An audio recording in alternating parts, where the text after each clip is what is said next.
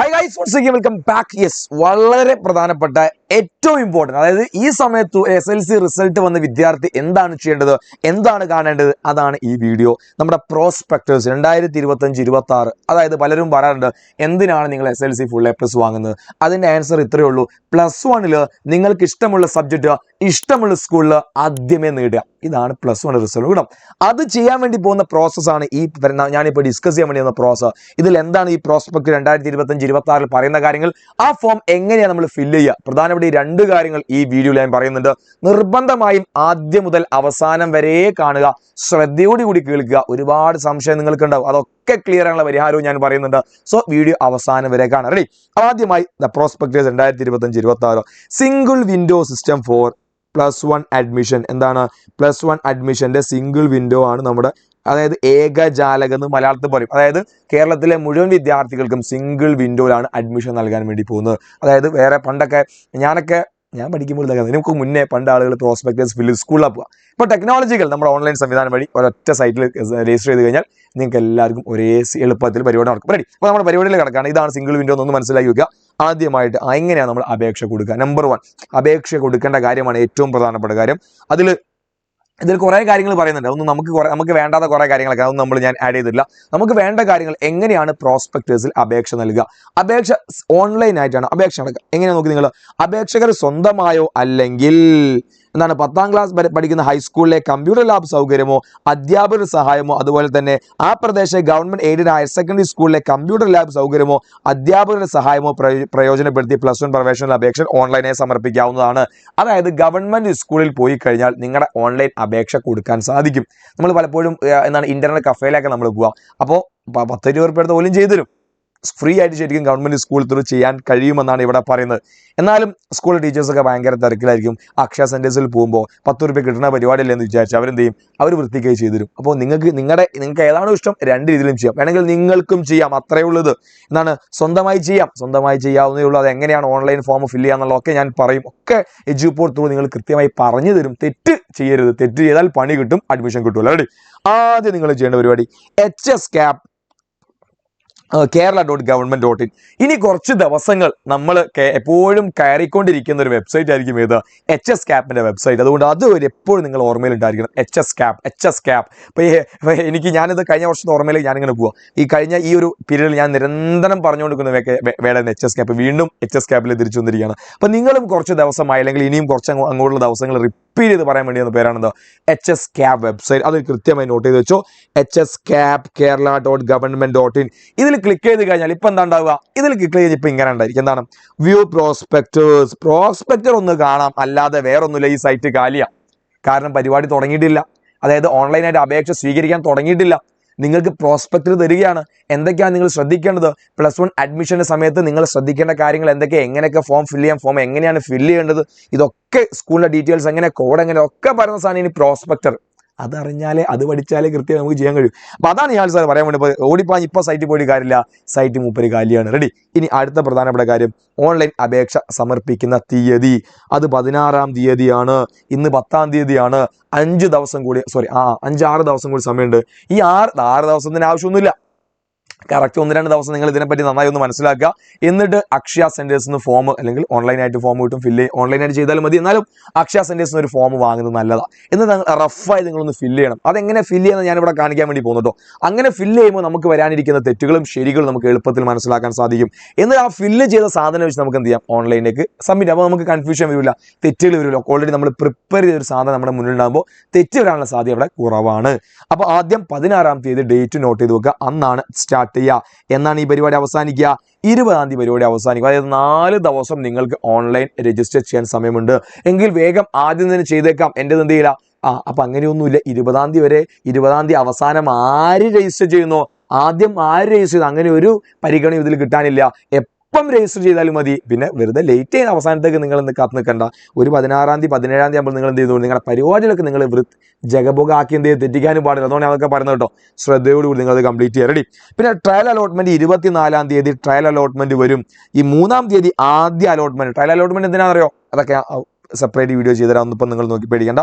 ഈ ഡേറ്റ്സ് ഒക്കെ ഒന്ന് നോട്ട് ചെയ്ത് വെക്കാം. ഇനി അടുത്തത് പ്രധാനപ്പെട്ട പരിപാടി. യെസ് മക്കളെ, ഏറ്റവും പ്രധാനപ്പെട്ട പരിപാടി ആദ്യമായിട്ട്, അല്ലെങ്കിൽ ഏറ്റവും കൂടുതൽ ഇപ്പോൾ എനിക്ക് തോന്നുന്നു ഇപ്പോഴും നമ്മുടെ SLCയുടെ മക്കളുടെ അല്ലെങ്കിൽ നമ്മുടെ ടോപ്പേഴ്സിൻ്റെ ബാൻ ഇപ്പോഴും ലൈവ് പോയിക്കൊണ്ടിരിക്കുക. എനിക്ക് തോന്നുന്നു എജുപോണിൻ്റെ ചരിത്രത്തിൽ ആദ്യമായിട്ടാണ് അങ്ങനെ ഒരു വരും. അത്രത്തോളം കുട്ടികൾക്ക് വലിയൊരു മാർക്ക് അവർ സ്വപ്നം കാണണം കാട്ട് അപ്പുറത്തേക്ക് എത്തിക്കാൻ കഴിഞ്ഞു എന്ന വലിയൊരു സന്തോഷം.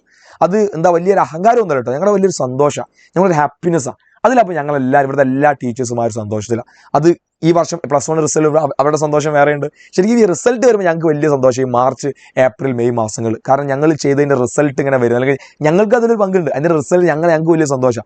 അതുപോലെ മക്കളെ നമ്മുടെ +1 ബാച്ച് നമ്മൾ സ്റ്റാർട്ട് ചെയ്തിട്ടുണ്ട്. ഇനി ഒരുപാട് കുട്ടികൾ കാത്തിരുന്നു എന്താണ് ഇതിൻ്റെ റിസൾട്ട് എന്ന് വരട്ടെ എന്ന്. അപ്പോൾ റിസൾട്ട് വന്നു കഴിഞ്ഞു, ഇനി വേഗം ജോയിൻ ചെയ്യാന്നുള്ള നിങ്ങൾക്കുള്ളത്. ഈ വർഷം ഫുൾ A+ വാങ്ങിയ പഠിക്കുന്ന കുട്ടികൾ എപ്പോഴും വരാറുണ്ടല്ലോ, പഠിക്കുന്നവർക്ക് പൈസ ഒരു പ്രശ്നമല്ല എന്ന് പറഞ്ഞ പോലെ പഠിക്കുന്നവർക്ക് 20% സ്കോളർഷിപ്പോട് കൂടി നിങ്ങൾക്ക് എന്ത് ചെയ്യാം, എജുപോഡിൻ്റെ ബാച്ചിൽ ജോയിൻ ചെയ്യാം. രജിസ്റ്റർ ചെയ്യാനുള്ള ലിങ്ക് താഴെ കൊടുത്തിട്ടുണ്ട്. നിങ്ങൾ ആദ്യം അത് രജിസ്റ്റർ ചെയ്തിടാം. ആ ലിങ്ക് ആദ്യം നിങ്ങൾ രജിസ്റ്റർ ചെയ്യുക. അതുപോലെ തന്നെ എന്താണ് ബാക്കിയുള്ള കുട്ടികൾക്ക് 10% എന്ത് ചെയ്യുന്നുണ്ട് ഇത്തവണ നമ്മുടെ +1 ഓഫർ ഉണ്ട്. സോ ഓഫർ എന്ന് പറഞ്ഞാൽ ചെറിയ ഓഫറായി നിങ്ങൾ അതിനെ കണക്കാക്കരുത്. നിങ്ങൾ ഇപ്പം തന്നെ നമ്മൾ അത് സയൻസ് ആയിക്കോട്ടെ, കൊമേഴ്സ് ആയിക്കോട്ടെ, ഹ്യൂമാനിറ്റീസ് ആയിക്കോട്ടെ, നീറ്റ് ആയിക്കോട്ടെ, JEE ആയിക്കോട്ടെ, CUET ആയിക്കോട്ടെ, എല്ലാവർക്കും വേണ്ട കോച്ചിങ് അടക്കം നമ്മൾ നൽകുന്നുണ്ട്. സോ നിങ്ങളെ വെറുതെ 10ാം ക്ലാസ്സിൽ മാത്രം നിങ്ങളെ വിടാൻ ഞങ്ങൾ പ്ലാനില്ല. നിങ്ങളുടെ അക്കാഡമിക് ഇനി വരാനിരിക്കുന്ന 2 വർഷമാണ് നിങ്ങൾ എവിടേക്ക് തിരിയണം തീരുമാനിക്കുന്നത്. കാരണം ഒരു സയൻസ് എടുത്ത വിദ്യാർത്ഥി അവൻ്റെ കരിയർ വേറെ തന്നെയായിരിക്കും, ഒരു കൊമേഴ്സ് എടുത്ത വിദ്യാർത്ഥി അവൻ്റെ കരിയർ വേറെ തന്നെയായിരിക്കും, ഒരു ഹ്യൂമാനിറ്റീസ് എടുത്ത വിദ്യാർത്ഥി അവൻ്റെ കരിയർ വേറെ തന്നെയായിരിക്കും. അപ്പോൾ ഈ ഒരു കൊമേഴ്സ് എടുത്ത ആൾക്ക് സയൻസ് എടുത്ത ആളെ കരിയറിൽ പോകാൻ കഴിയില്ല, സയൻസ് എടുത്ത ആൾക്ക് പിന്നെ ഹ്യൂമാനിറ്റീസ് എടുത്ത ആൾക്ക് ഒരു സയൻസ് എടുത്ത കരിയറിൽ പോകാൻ കഴിയില്ല. അപ്പോൾ നിങ്ങൾ പല രീതിയിലേക്ക് വ്യതിചലിച്ച് പോകാം. അപ്പോൾ ഇവിടെ നന്നായി പഠിക്കുക എന്നുള്ളത് കുറച്ചും കൂടി ഇമ്പോർട്ടൻ്റ് ആയ കാര്യമാണ്. അപ്പോൾ നിങ്ങൾക്ക് ഏറ്റവും ഇഷ്ടമുള്ള, നിങ്ങൾ ഏറ്റവും ഫേവറേറ്റ് ടീച്ചർ, നിങ്ങൾ അത്രത്തോളം സ്നേഹിച്ച് പഠിപ്പിക്കുന്ന ഒരു എജുപോഡ് ഉണ്ടാകുമ്പോൾ നിങ്ങൾ വേറെ സ്ഥലത്ത് പോകേണ്ട ആവശ്യമുണ്ടോ? ഇല്ല. അപ്പോൾ നിങ്ങൾ ഇപ്പം തന്നെ എന്ത് ചെയ്യുക, താഴെ register. It's very important ready. അപ്പോൾ അത് മറക്കാൻ വേണ്ടി പാടില്ല. റെഡി. ഇനി നമ്മളെ ഏറ്റവും പ്രധാനപ്പെട്ട, അതായത് നമ്മളെ ഈ വീഡിയോയുടെ ലക്ഷ്യം, ആ ലക്ഷ്യത്തിൽ നമ്മൾ കിടക്കാൻ വേണ്ടി എങ്ങനെ നിങ്ങൾക്ക് നിങ്ങളുടെ ഫോം ഫില്ല് ചെയ്യാം, നിങ്ങളുടെ പ്രോസ്പെക്റ്റിൻ്റെ ഫോം എങ്ങനെ ഫില്ല്. കാരണം ഇത് തെറ്റിയ പണി പാളും, ഒരു സംശയമില്ല. കാരണം നിങ്ങൾ ഇനിയിപ്പോൾ അഡ്മിഷൻ +1 അലോട്ട്മെൻറ്റ് വരുമ്പോൾ നിങ്ങൾ ഇങ്ങനെ കേൾക്കാം ഫുൾ A+ കിട്ടിയ കുട്ടികൾക്ക് സീറ്റ് കിട്ടിയില്ല. അതിൽ മെജോറിറ്റി പ്രശ്നവും നിങ്ങളിങ്ങനെ ഓൺലൈൻ ഫോം ഫില്ല് ചെയ്യുന്ന സമയത്ത് നിങ്ങൾക്ക് സംഭവിക്കുന്ന ചെറിയ തെറ്റുകളാണ്. അതൊരിക്കലും നിങ്ങൾ ഇവിടെ സംഭവിക്കാൻ വേണ്ടി, എൻ്റെ മക്കൾക്ക് വരാൻ വേണ്ടി പാടില്ല. അതുകൊണ്ടാണ് ഞാൻ സാർ കൃത്യമായി ഈ കാര്യം നിങ്ങൾക്ക് പറഞ്ഞു തരുന്നുണ്ടോ. അപ്പോൾ കൃത്യമായി നോട്ട് ചെയ്ത് വെച്ചാൽ എന്തൊക്കെയാണ് ശ്രദ്ധിക്കേണ്ടത്. ഇതിൽ ആദ്യം ഇങ്ങനെ ഒരു ഫോം കിട്ടുമ്പോൾ ഇതിപ്പോൾ നിങ്ങളുടെ കയ്യിൽ ഒരു ഹാർഡ് കോപ്പി ആയിരിക്കും, അത് നിങ്ങൾ പെന്നോ പെൻസിലോ ഉപയോഗിച്ച് നിങ്ങൾ ഫില്ല് ചെയ്യണം. എന്നിട്ട് നിങ്ങൾ ഓൺലൈൻ ചെയ്യാവൂ. ഇങ്ങനെ ഒരു സാധനം വൃത്തിയിൽ ചെയ്ത സാധനം നമ്മളെ കയ്യിൽ ഉണ്ടാകുമ്പോൾ നമുക്ക് ഓൺലൈൻ ചെയ്യുമ്പോൾ വളരെ എളുപ്പത്തിൽ തെറ്റുകൾ ഉണ്ടാകാനുള്ള സാധ്യത വളരെ കുറവായിരിക്കും. ഓക്കെ, ആദ്യം കോഡ് ഇവിടെ പറയുന്നുണ്ട്, A name of qualifying examination. ആ കോഡ് 1 ആയിരിക്കും. SLC എക്സാം ചെയ്ത എല്ലാവരുടെയും കോഡ് 1 ആയിരിക്കും. SSLC എന്നായിരിക്കും ഉണ്ടാവും. ഇതൊക്കെ നിങ്ങളുടെ പ്രോസ്പെക്ടേഴ്സിൽ ഉണ്ടാവുക. ഞാൻ എൻ്റെ ഒരു അനുഭവം വെച്ച് പറയുന്നത് മാത്രം. രണ്ടാമത് രജിസ്റ്റേർഡ് നമ്പർ തെറ്റാതെ അടിക്കാൻ. നിങ്ങളുടെ രജിസ്റ്റർ നമ്പർ ഏതാ? രജിസ്റ്റർ നമ്പർ ഞാൻ ജസ്റ്റ് 1 2 3 4 5 6 7 8 ഞാൻ ജസ്റ്റ് രജിസ്റ്റർ നമ്പർ എഴുതി. രണ്ടാമത്തെ month and earring of passing. എപ്പോഴാണ് നിങ്ങളുടെ മാസം? മിക്കവാറും നിങ്ങളുടെ 3 ആയിരിക്കും, മാർച്ച്. അതാണ് പലപ്പോഴും നമ്മൾ കൺസിഡർ ചെയ്യാറ്. ഇപ്പം 3/2025 നിങ്ങൾ എന്ത് ചെയ്യുക, നോട്ട് ചെയ്ത് വെക്കുക. പിന്നെ എന്താ ഉള്ളത്? Code and name of school in which applicant studied SSLC or equivalent examination. അതായത് നിങ്ങൾ ഈ വർഷം SSLC എക്സാം എഴുതി അല്ലെങ്കിൽ നിങ്ങൾ പഠിച്ച സ്കൂളിൻ്റെ ഒരു കോഡ് എഴുതാനുണ്ട്. അത് നിങ്ങളുടെ പ്രോസ്പെക്ടേഴ്സ് മറയ്ക്കുമ്പോൾ ഒരു സൈഡിൽ സ്കൂളിൻ്റെ കോഡ് ഇഷ്ടംപോലെ കാണാം. സ്കൂളിൻ്റെ കോഡും സബ്ജക്ട് കോഡൊക്കെ അവിടെ കാണാം. ഞാൻ വേറെങ്കിലും എക്സാമിൽ ഒരു സാധനം കാണിച്ചു തരാം. ഇതാ ഇങ്ങനെ ഒരു സാധനം ഉണ്ട്. ഇങ്ങനെ സാധനം നോക്കി കഴിഞ്ഞാൽ സ്കൂൾ കോഡ് ഇവിടെ കാണാം. ഇതാണ് സ്കൂളിൻ്റെ കോഡ്. ഓക്കെ, ഇപ്പോൾ ഒരാൾ പഠിച്ചത് government Ganapat girls higher secondary Chalappuram Kozhikode പഠിച്ച കുട്ടിയാണെങ്കിൽ ആ സ്കൂളിൻ്റെ കോഡ് എന്താ എഴുതേണ്ടത്?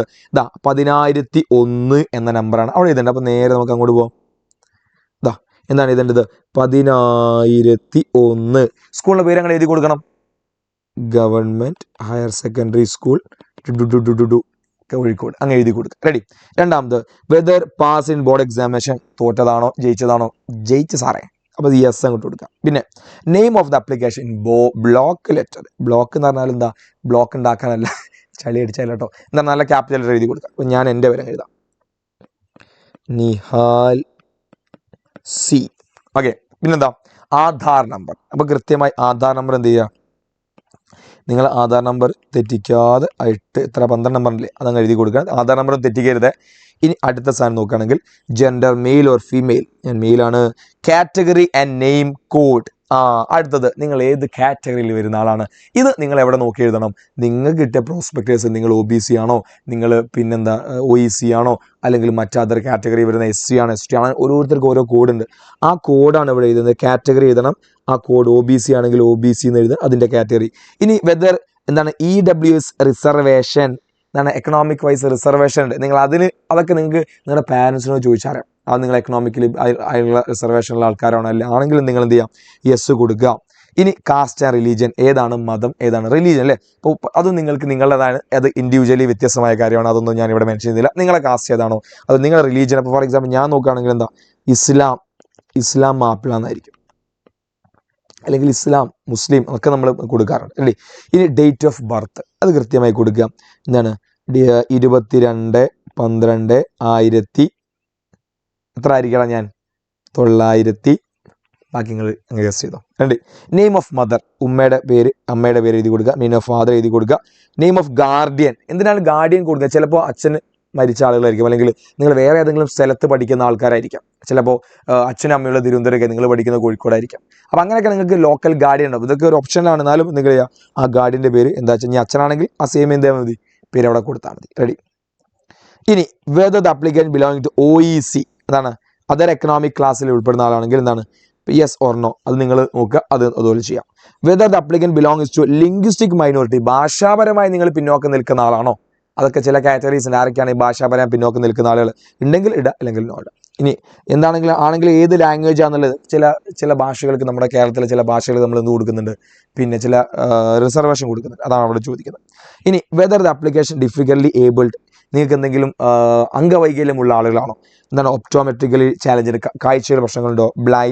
ഒപ്റ്റോമെട്രി എന്ന് പറയുന്നതാ ഇതല്ലേ, ഡെഫ് അല്ലല്ലോ, ബ്ലൈൻഡ് അല്ല, ഡെഫ് അല്ല. പിന്നെ മെൻ്റൽ ബ്രെയിൻ വിഷയങ്ങളൊക്കെയാണ് അതിടുക. ഓർത്തോപീഡിയക്കില്ലേ, ദാറ്റ് മൈ മിസ്റ്റേക്ക്, ഞാൻ വായിച്ചെത്തിട്ട് കേട്ടോ. ഓക്കെ. അപ്പോൾ നിങ്ങൾക്ക് ഇങ്ങനെ എന്തെങ്കിലും അംഗപരിമിതമായ പ്രശ്നങ്ങൾ ഉണ്ടെങ്കിൽ, അല്ലെങ്കിൽ ബ്ലൈൻഡ് ആണ്, അല്ലെങ്കിൽ ഡെഫ് ആണ്, അല്ലെങ്കിൽ മെൻ്റൽ ഓർ ബ്രെയിൻ ഇഷ്യൂസ് ഒക്കെ ഉണ്ടെങ്കിൽ, അങ്ങനെ ഒന്നും ഇല്ലാതിരിക്കല്ലേ, ഉണ്ടെങ്കിൽ നിങ്ങൾക്ക് എന്ത് ചെയ്യാം, റിസർവേഷൻ ഉണ്ടാട്ടോ. ഞാൻ അങ്ങനെ പറഞ്ഞല്ല, അവർക്കൊക്കെ റിസർവേഷൻ ഉണ്ട്, അത് ക്ലിക്ക് ചെയ്ത് കൊടുക്കുക. ആണെങ്കിൽ അതിന് ചില ഇൻസ്ട്രുമെൻഷൻ ഐറ്റം കാര്യങ്ങളൊക്കെ ഉണ്ട്. ആ നമ്പർ ഇവിടെ നിങ്ങൾ എന്ത് ചെയ്യണം, സ്പെസിഫിക് റെഫറൻസ് നമ്പർ ഉണ്ടായിരിക്കും, സർട്ടിഫിക്കറ്റ് ഒക്കെ ചിലപ്പോൾ ഉണ്ടാവും, അത് നിങ്ങൾ അവിടെ ചെയ്ത് കൊടുക്കണം. ഇനി അടുത്തത് അതാണ് നിങ്ങളുടെ പേഴ്സണലി കാര്യങ്ങളൊക്കെ ശ്രദ്ധിക്കേണ്ട കാര്യങ്ങളുണ്ട്. വെറുതെ ഇല്ലെങ്കിൽ എന്ത് ചെയ്താൽ മതി, ഒരു സംശയമില്ല, എന്ത് ചെയ്താൽ മതി, നോ എന്നിട്ടാ ഇതിൻ്റെ ഒന്നും ആവശ്യമില്ല. അവിടെ എല്ലാം താഴെട്ടോ. ഇല്ലെങ്കിൽ എന്ത് ചെയ്താൽ മതി, നിങ്ങളത് അവോയ്ഡ് ചെയ്താൽ മതി. പിന്നെ ഇനി place and residence code, name, place, ഇത് വളരെ ഇമ്പോർട്ടൻ്റ് കാര്യമാണ്. ഇത് തെറ്റിച്ചാൽ നല്ല പണി കിട്ടുക. കാര്യം മറ്റൊന്നല്ല, നിങ്ങളെ ഈ ഡിസ്ട്രിക്റ്റിനും താലൂക്കിനും പഞ്ചായത്തിനൊക്കെ ബോണസ് മാർക്കുള്ള ബോണസ് മാർക്ക് എന്ന് പറഞ്ഞാൽ, നിങ്ങൾ അതത് സ്കൂളിൽ പഠിക്കുന്ന കുട്ടികൾക്കാണെങ്കിൽ, ഇവിടെ ഇപ്പോൾ ഞാൻ പഠിക്കുന്നത്, എൻ്റെ പഞ്ചായത്ത് കോഴിക്കോട് ജില്ലയിലെ ഒളവണ്ണ ഗ്രാമപഞ്ചായത്താണ്. ആ ഒളവണ്ണ ഗ്രാമപഞ്ചായത്തിലുള്ള government higher secondary school Iringallur Palayi സ്കൂളിലാണ് ഞാൻ 10ാം ക്ലാസ് വരെ പഠിച്ചത്. അവിടെ തന്നെ ഞാൻ +2 കൊടുക്കുകയാണെങ്കിൽ എനിക്കൊരു ബോണസ് മാർക്ക് കിട്ടും. ഓക്കെ. അപ്പോൾ അങ്ങനെയൊക്കെ ഉണ്ട്. നമ്മൾ അതുപോലെ ഞാൻ കൊടുക്കുന്ന ആ പഞ്ചായത്തിൻ്റെ ഉള്ളിലെ സ്കൂളാണ്, അതിലൊക്കെ ജില്ലയ്ക്ക് ഉണ്ട്, അതിനൊക്കെ ബോണസ് മാർക്കുള്ള. അപ്പോൾ ഇത് തെറ്റിക്കുകയേ ചെയ്യരുത്. ഇതിന് സ്റ്റേറ്റിനൊരു കോഡുണ്ട്, കേരളം ഡിസ്ട്രിക്റ്റിന് ഒരു കോഡുണ്ട്, താലൂക്കിനൊരു കോഡുണ്ട്, ഗ്രാമപഞ്ചായത്തിനൊരു കോഡുണ്ട്. ഈ കോഡുകൾ നമ്പറൊക്കെ കൃത്യമായി നിങ്ങളുടെ പ്രോസ്പെക്റ്റ് മറിച്ച് നോക്കിയാലൊക്കെ അവിടെ കൊടുത്തിട്ടുണ്ട്.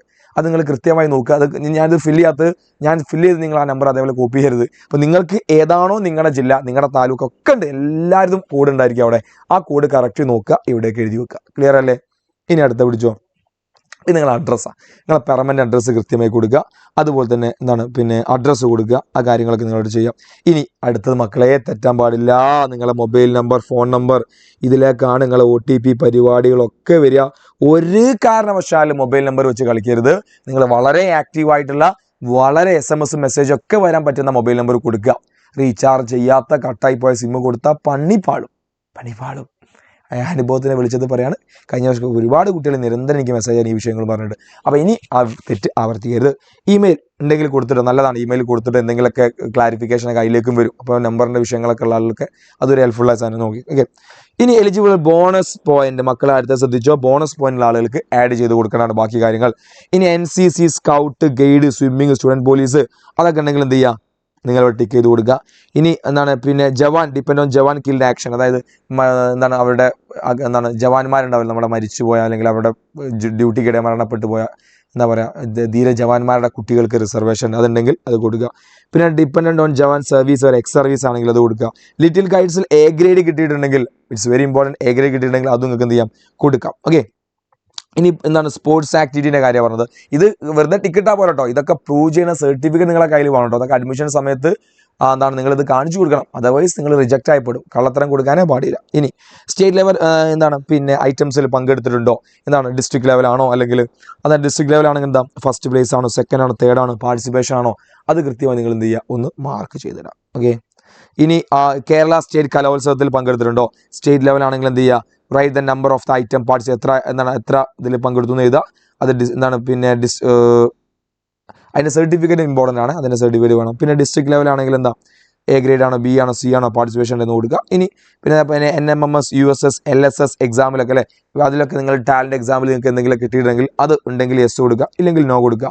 ഞാൻ പറയും യെസ് എന്തിനൊക്കെ നിങ്ങൾ കൊടുക്കുന്നോ അതിനൊക്കെ നിങ്ങൾ എന്താണ് പ്രൂഫ് ഇമ്പോർട്ടൻ്റ് ആണ്. ഈ പ്രൂഫ് കാണിക്കൽ ഇമ്പോർട്ടൻ്റ്, അതിൻ്റെ സർട്ടിഫിക്കറ്റിൻ്റെ കോപ്പിയും കാര്യങ്ങളൊക്കെ നിങ്ങൾ അതിൻ്റെ കൂടെ കാണിച്ചു കൊടുക്കും. വെറുതെ യെസ് ഇടാൻ നിൽക്കരുത്, അഡ്മിഷൻ റിജക്റ്റ് ആവും, നിങ്ങൾ ആ പരിപാടിയിൽ നിന്ന് പുറത്താവും. അതെ. ഇനി അടുത്ത് details of participation co curricular activity, write the number of grade won in the relevant box. അപ്പോൾ നിങ്ങൾ എന്താണ് സ്റ്റേറ്റ് സയൻസ് ഫെയറിൽ പങ്കെടുത്തണോ, സോഷ്യൽ സയൻസിൻ്റെ ഫെയറിൽ, maths fair, state IT fest, ഇതിലൊക്കെ ഉണ്ടെങ്കിൽ ഏത് ഗ്രേഡാണ്, A ആണെങ്കിൽ A, B ആണെങ്കിൽ B, ആ രീതിയിൽ നിങ്ങൾ മാർക്ക് ചെയ്ത് കൊടുക്കുക. ഇതിനും സർട്ടിഫിക്കറ്റാണ്, ചുമ്മാട്ടാ പോരാ. ഇനി അടുത്തത്, ഇത് നിങ്ങൾക്ക് എന്ത് വേണമെങ്കിലും ചെയ്യാം. Tick the relevant box. നിങ്ങൾ സ്കൂളിൽ നിങ്ങൾ എന്തെല്ലാം ക്ലബ്ബ് പരിപാടികളുണ്ടായിരുന്നു, എനിക്ക് തോന്നുന്നു ആരും എങ്ങനെ പോയി കഴിഞ്ഞാൽ ഇതിലൊരു 2-3 നിങ്ങൾ സ്കൂളിൽ വെറുതെ തരും. ഓക്കെ. അപ്പോൾ സ്കൂളിൽ പോയി പറഞ്ഞാൽ ഞാൻ IT ക്ലബ്ബിൽ, ഞാനൊക്കെ ഓർമ്മ ഇപ്പോഴും ഞാൻ സയൻസ് ക്ലബ്ബ് IT ക്ലബ്ബ് എന്ന് പറഞ്ഞ് നമുക്ക് അവിടെ നിന്ന് തരും. ഇത് 2-3 സർട്ടിഫിക്കറ്റ് അവിടെ തരും തോന്നുന്നുണ്ട്. അപ്പോൾ അത് കൃത്യമായി നിങ്ങൾ എന്ത് ചെയ്യാൻ നോക്കുക. അത് സയൻസ് ക്ലബ്ബ് ആണെങ്കിലും സോഷ്യൽ ക്ലബ്ബാണ്, IT ക്ലബ്ബ് ആണെങ്കിലൊക്കെ എനിക്ക് ഏറെക്കുറെ എന്തോ ഒരു ബോണസ് മാർക്ക്, സെയിം മാർക്കാണ് തോന്നുന്നുണ്ട്. അത് നിങ്ങൾ എന്തായാലും സ്കൂളിൽ എന്ത് ചെയ്യണം, നിങ്ങൾ വാങ്ങാം. അടുത്ത ഏറ്റവും പ്രധാനപ്പെട്ട ഒരു കാര്യമുണ്ട്, participate in scout and guide. Scout and ഗൈഡിൽ എങ്ങനെയാണ്, ബട്ട് നോട്ട് അവാർഡ് എന്താണ്, രാഷ്ട്രപതി ഒരു പുരസ്കാരം, ഒരു രാജ്യസഭ. ഇത് പാർട്ടിസിപ്പേഷൻ ആണ്, ബട്ട് നോട്ട് അവാർഡ്. രാഷ്ട്രപതി പുരസ്കാരം, രാജ്യസഭ അവാർഡ് എന്താണ് കിട്ടാത്തവർക്കാട്ടോ, പങ്കെടുത്ത ആളുകൾക്കാണ് പറയുന്നത് പാർട്ടിസിപ്പേഷൻ. ഓക്കെ. അത് കഴിഞ്ഞു. ഇനി അടുത്ത ഏറ്റവും പ്രധാനപ്പെട്ടത് നിങ്ങളുടെ മാർക്കാണ്. ഇവിടെ വേറെ കുറേ കാര്യങ്ങൾ ഞാനതൊന്നും ആഡ് ചെയ്തില്ല. നിങ്ങൾ ഈ വർഷം SLC വിദ്യാർത്ഥികൾ ശ്രദ്ധിക്കേണ്ട ആദ്യത്തെ കാര്യം, നിങ്ങളുടെ മാർക്ക് കൊടുക്കാനുള്ള കോളമാണ് അടുത്തത്. ഓക്കെ. ഇത് ഞാൻ പറഞ്ഞു, ഇതൊരു ഓൺലൈൻ ഫോം അല്ല, ഇത് ഓഫ്ലൈൻ ഫോം ആണ്. എന്തിനാണ് നമ്മളിത് കൃത്യമായി ഫില്ല് ചെയ്യുന്നത് വെച്ച് കഴിഞ്ഞാൽ, ഇത് കൃത്യമായി ഫോം ഫില്ല് ചെയ്ത് വെച്ചാൽ ഈ സാധനം വെച്ച് ഒരു തെറ്റും കൂടാതെ നമുക്ക് ഓൺലൈനിൽ ചെയ്യാം. മറ്റ് നമ്മൾ ആദ്യമായി ഓൺലൈനിൽ ചെയ്യുകയാണെങ്കിൽ ഒരുപാട് തെറ്റ് വരാനുള്ള സാധ്യത കേട്ടോ. അപ്പോൾ ഇവിടെ നിങ്ങൾക്ക് A+ ആണെങ്കിൽ A+, എത്രയാണ് ലാംഗ്വേജ് ടു A+,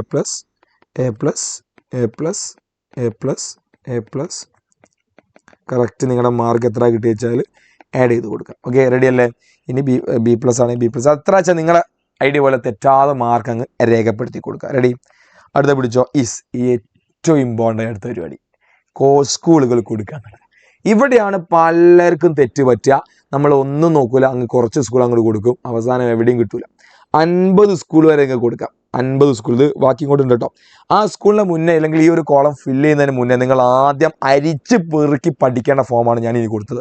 ഇത് നിങ്ങളുടെ പ്രോസ്പെക്ടറിൻ്റെ കൂടെ കിട്ടും. എന്താ ഇതിൽ കൃത്യമായി പറയുന്നുണ്ട്, ഓരോ സ്കൂളിൻ്റെ കോഡുണ്ട്, ആ സ്കൂളിൽ ഏതെല്ലാം കോഴ്സാണുള്ളത്. ഈ 2 കാര്യം അറിയേണ്ടത്. ഇതാണ്, ഇവിടെ ആയിരിക്കും സ്കൂൾ കോഡ് ഉണ്ടായിരിക്കുക. ഫസ്റ്റ് ഇവിടെ സ്കൂൾ കോഡ് എന്ന് കാണാം. ഇത് മക്കളെ നോട്ട് ചെയ്ത് വെക്കണം, ഏറ്റവും ഇമ്പോർട്ടൻ്റ് കാര്യമാണ് സ്കൂൾ കോഡ്. പിന്നെ നിങ്ങൾ നോക്കേണ്ടതാ ഈ സാധനമാണ്, പിന്നെ സ്കൂൾ കോഴ്സ് കോഡ്. ഏതെല്ലാം കോഴ്സാണ് ഈ കോളം ഉണ്ടല്ലോ, ഈ കോളം അരിച്ച് പെറുക്കി പഠിക്കേണ്ട കോളം. റെഡിയാണല്ലോ. അതുപോലെ സെക്കൻഡ് ലാംഗ്വേജ് ഏതൊക്കെയാണുള്ളത് കൂടെ പറയുന്നുണ്ട്. ഓക്കെ, ഈ 2 കാര്യമാണ് സബ്ജക്റ്റ് വൈസ് നിങ്ങൾ ശ്രദ്ധിക്കേണ്ട കാര്യം. ഓക്കെ, ഈ കോളത്തിൽ നിങ്ങൾ നോക്കി, ഞാനിവിടെ ജസ്റ്റ് നോക്കി, നിങ്ങൾ ഇത് കോഴിക്കോടാണ്, ഗവൺമെൻറ് കോളേജാണ്. അതുപോലെ ഇത് ഗവൺമെൻറ് ഗേൾസ് സ്കൂളാണ്, അതും ശ്രദ്ധിക്കണേ. അവസാനം ഗേൾസും മിക്സഡ് സ്കൂൾ ആഗ്രഹിക്കുന്ന ആളുകൾ ഗേൾസിനും ബോയ്സിനും കൊടുക്കരുത്. ഇനി ബോയ്സ് എന്ത് ചെയ്യരുത്, ഗേൾസ് സ്കൂളിൽ പോയി കൊടുക്കാൻ നിൽക്കരുത്, കിട്ടൂല. ഓക്കെ, അപ്പോൾ അതൊക്കെ നിങ്ങൾ ശ്രദ്ധിക്കാം. ഇനി അടുത്ത സബ്ജക്ട് കോഡാണ്. ഈ സ്കൂൾ ഏതൊക്കെ സബ്ജക്റ്റ് ഉണ്ട് നമ്മൾ അറിയണ്ടേ, അതാണ് ഇവിടെ നിങ്ങൾക്ക് 1, 10, 34, 39 കാണാം. അവിടെ സയൻസ്, കൊമേഴ്സ്, ഹ്യൂമാനിറ്റീസ് ഒന്നും അല്ല കൊടുത്തത്, അത് നിങ്ങൾ ശ്രദ്ധിക്കണം. ആ കോഡാണ് നിങ്ങളുടെ സബ്ജക്റ്റ് ഏതാണെന്നുള്ളത്. അപ്പോൾ അടുത്ത പേജ് മറിച്ചെങ്കിൽ എന്ത് കാണാം, ഇതുപോലെ സബ്ജക്ട് കോഡുകൾ കാണാം. നിങ്ങൾ ഒന്ന് എന്താ, ഒന്ന് സയൻസ് ആണ്, ഏതാന്നുള്ളത് ഫിസിക്സ്, കെമിസ്ട്രി, ബയോളജി, മാത്തമാറ്റിക്സ്. മക്കളെ ശ്രദ്ധിക്കണം, അതായത് ഇപ്പോൾ സയൻസ് പഠിക്കാൻ ആഗ്രഹിക്കുന്ന കുട്ടികൾ ഫിസിക്സ്, കെമിസ്ട്രി, ബയോളജി, മാത്സ്. ഇത് കമ്പ്യൂട്ടർ സയൻസ് അല്ല കേട്ടോ. കമ്പ്യൂട്ടർ സയൻസ് എന്തുണ്ടാവില്ല, ബയോളജി ഉണ്ടാവില്ല. പല കോമ്പിനേഷൻ അങ്ങോട്ടും ഇങ്ങോട്ടും മാറും. അടുത്ത കോമ്പിനേഷൻ നോക്കി, നമ്പർ 2 ഏതാ? നമ്പർ 2 ശ്രദ്ധിക്കുക, physics, chemistry, biology, home science. സാധനം മാറി. അടുത്തേതാ? നമ്പർ 3. ഇതൊക്കെ സയൻസ് സബ്ജക്റ്റ്, ഒരുപാട് കോമ്പിനേഷൻ സബ്ജക്റ്റ് ഉണ്ടായിരിക്കും. അപ്പോൾ നമുക്ക് ഇഷ്ടമുള്ള, നമുക്ക് വേണ്ട സബ്ജക്റ്റ് ആണോ നമുക്ക് കിട്ടുന്നത്, അതാണോ നമ്മൾ സെലക്ട് ചെയ്യുന്നത് നിർബന്ധമായി നിങ്ങൾ നോക്കണം. നോക്കി നിങ്ങൾ. 3 physics, chemistry, home science, mathematics. കണ്ടോ സബ്ജക്റ്റ് മാറിയാണ്ടോ? ഇവിടെ മാറിയത് ഫിസിക്സ്, കെമിസ്ട്രി. ഇവിടെ ബയോളജി ഇല്ല. നമ്പർ 3 ബയോളജി ഇല്ല. ഒരിക്കലും നീറ്റ് എക്സാം എഴുതാൻ കഴിയില്ല. ഏത് ബയോളജി പഠിക്കാത്ത ഒരു കുട്ടിക്ക് നീറ്റ് എക്സാം എഴുതാൻ കഴിയില്ല. അപ്പോൾ ഇങ്ങനെ ഒരുപാട് സാധനങ്ങളുണ്ട്. കോഴ്സ് സെലക്ട് ചെയ്യുമ്പോൾ ശ്രദ്ധിക്കണം. അടുത്ത് പിന്നെ ഫിസിക്സ്, കെമിസ്ട്രി, ജിയോളജി, മാത്തമാറ്റിക്സ്. അവിടെയും ബയോളജി വരുന്നില്ല. ഇനി physics, chemistry, mathematics, computer science. അതാണ് കമ്പ്യൂട്ടർ സയൻസ് കിട്ടേണ്ട 5 കമ്പ്യൂട്ടർ സയൻസ് എന്താണ് നോക്കാൻ പഠിക്കാൻ ആഗ്രഹിക്കുന്ന കുട്ടികൾ നോക്കേണ്ട നമ്പർ 5. അത് ഫിസിക്സ്, കെമിസ്ട്രി, മാത്സ്, ഇലക്ട്രോണിക്സ്. അപ്പോൾ ഇതിങ്ങനെ ഒരുപാട് കോമ്പിനേഷൻസ് ഉണ്ട്. നിങ്ങൾക്ക് വേണ്ട കോമ്പിനേഷൻ ആണോ നമ്പർ ആണോ ചെക്ക് ചെയ്യുക. ക്ലിയർ ആണല്ലോ? ഏറ്റവും ഇമ്പോർട്ടൻ്റ് ആണല്ലോ. ഞാൻ സാർ ഇങ്ങനെ സ്ട്രെസ് ചെയ്ത് പറയുന്ന പ്രാധാന്യം എന്താണെന്ന് മനസ്സിലായല്ലോ? യെസ്. ഇനി അടുത്തത് ഹ്യൂമാനിറ്റീസ് ആർക്കാണ് അവിടെ തുടങ്ങുന്നുണ്ട്. ഹിസ്റ്ററി, എക്കണോമിക്സ്, പൊളിറ്റിക്സ് ഉണ്ട്. ഇനി history, economics, political science, geography ഉണ്ട്. അങ്ങനെ ഒരുപാട് കോമ്പിനേഷൻ ഉണ്ട്. ഇനി കൊമേഴ്സുകാർക്ക് 36, 37, 38, 39 ഈ 4 നിങ്ങൾക്കുള്ള കൊമേഴ്സുകാർക്കുള്ള എന്തൊക്കെയുള്ള അതിൽ business studies, accountancy, economics, mathematics. Business studies, accountancy, economics, statistics. Business studies, accountancy, economics, political science.